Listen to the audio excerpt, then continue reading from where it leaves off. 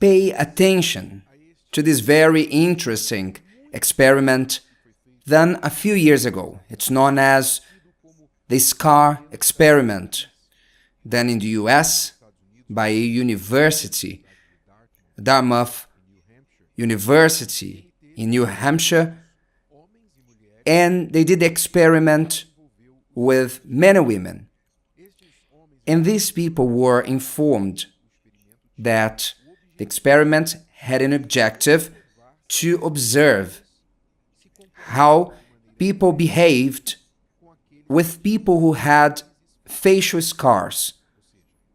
In other words, do people give different looks, or do they behave differently when people have facial scars? This was the objective with this experiment. Then, these people were put in rooms with no mirrors, and they drew a scar on the face of these people. Then, people could briefly look at themselves in the mirror. Are you following? Then after, the participants were invited to leave the room and interact with people in the building.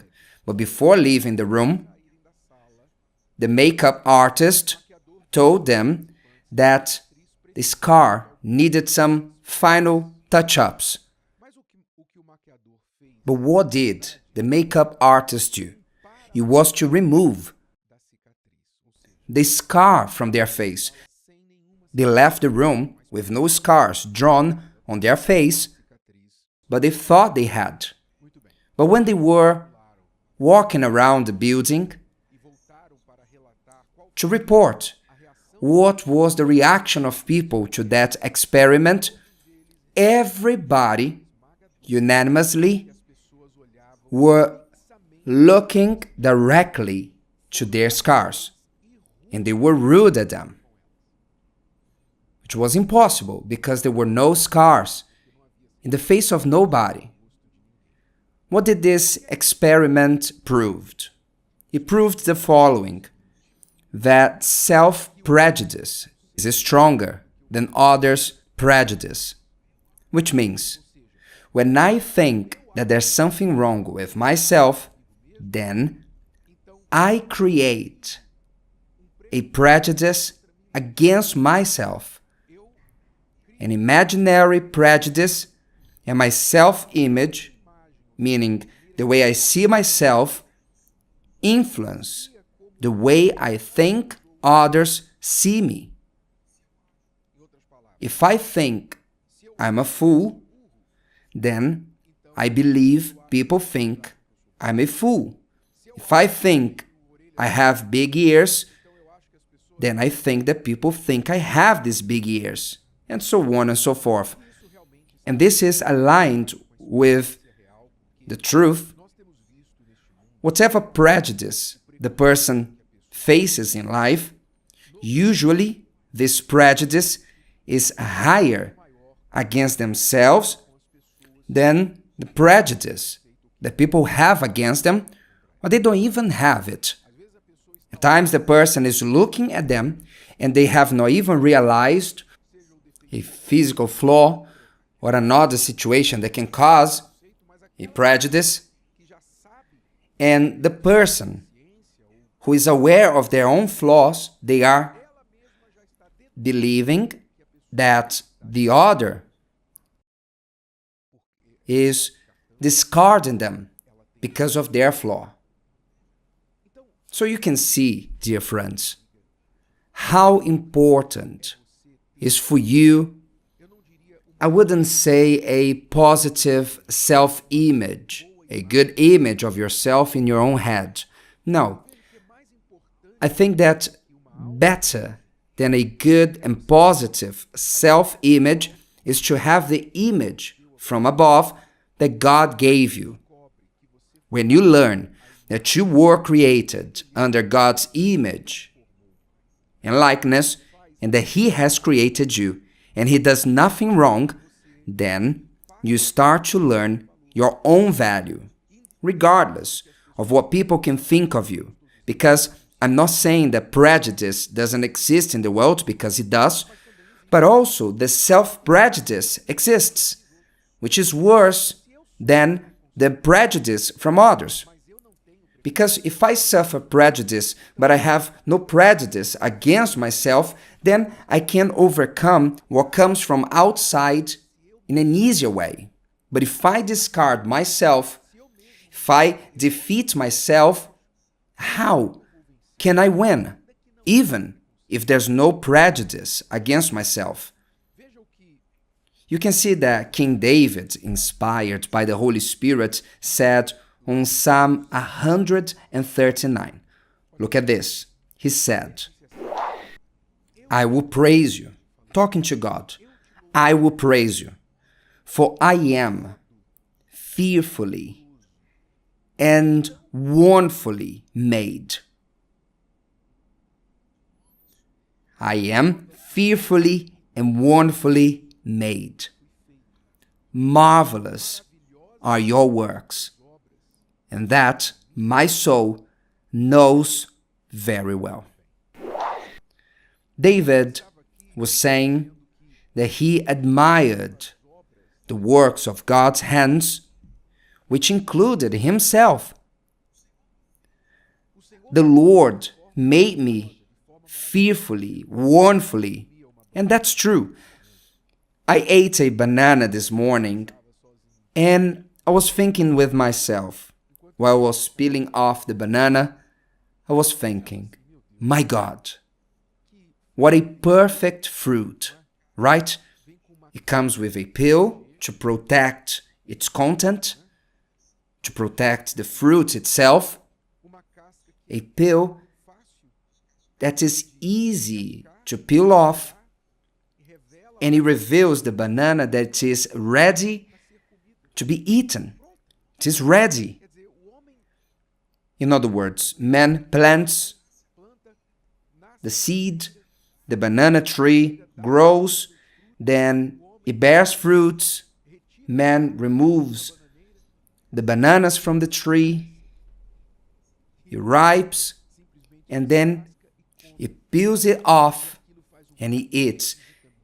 And it has vitamins and it tastes so good, right? It comes with vitamins, so many positive and good nutrients to our body. And I was thinking, my God, how can a human being think that this happened by chance? Not only a banana, but you look at an orange, a watermelon, then you start to look at the human body, which was what David most probably had in his mind when he wrote this. When you look at the human body and you see your hands, the perfection of the body, how everything works perfectly. So it is spontaneous what David wrote. I will praise you, for I am fearfully. It's truly fearful. It is something that science and scientists are in awe, because there's an intelligence behind all this, how the human body is so intelligent. And he says, fearfully and wonderfully made. Marvelous are your works, and that my soul knows very well. When you admire God's creation, which you belong to it, and how marvelous is everything done by His hands, then how can you put yourself down? How can you have prejudice against yourself? It's as if you are telling God, you made a mistake. But no. When you learn God's perfection, you say, my God, you are wonderful. Of course, we have our limitations. We are not perfect as He is. Still, when we are with Him, in Him, and His words are in us, His Spirit is in us, then we know that He is pleased to use the feeble, foolish things, the despised things of this world. Am I right?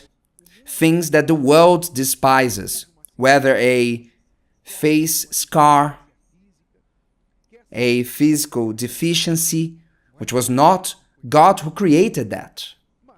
However, is a fruit of this miscegenation, is a fruit of other things that we're not going to talk about it today, but whether a physical deficiency or any other flaw, still God takes pleasure in using those who are considered to be nothing to humiliate those who think that they are something.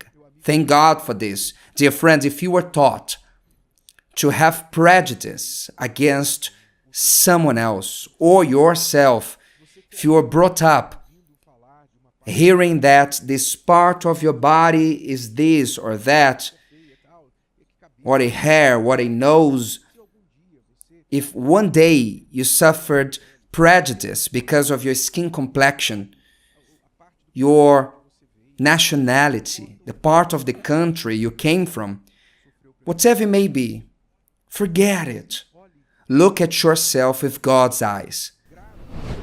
Record this verse 14 of Psalm 139 for you to never forget how He made you.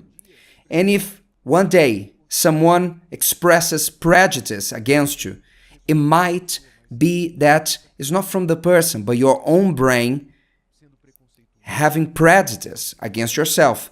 Even if the prejudice from outside is true, don't be angry at that person, because unfortunately they were not enlightened by the Spirit of God. Pray for them and don't diminish yourself. If today's video helped you and you know someone that could benefit from it, share it with them, and if you haven't subscribed to the channel, you may do so now. See you later.